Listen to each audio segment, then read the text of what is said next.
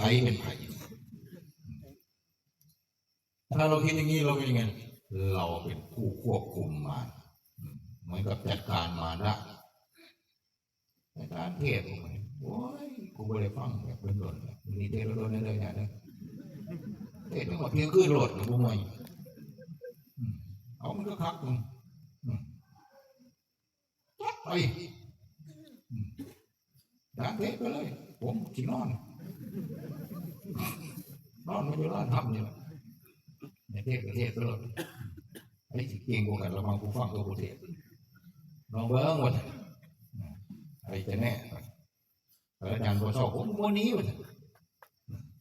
ถ้าเราคิดอย่างนี้หรือเปล่ามารแพ้เราจะดูแล้วเหมือนมารจะชนะได้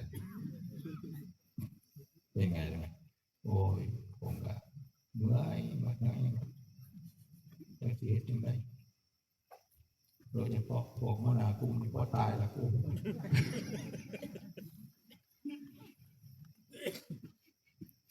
นี่รู้สึก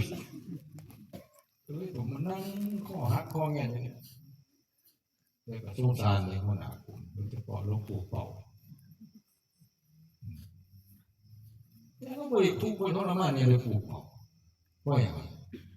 เมื่อถึง10 นาทีแล้วก็ซีเรียส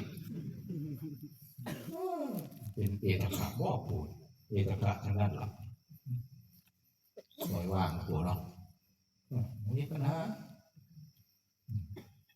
อันนี้ถ้าเราคิดอย่างนี้นี่เราจะชนะ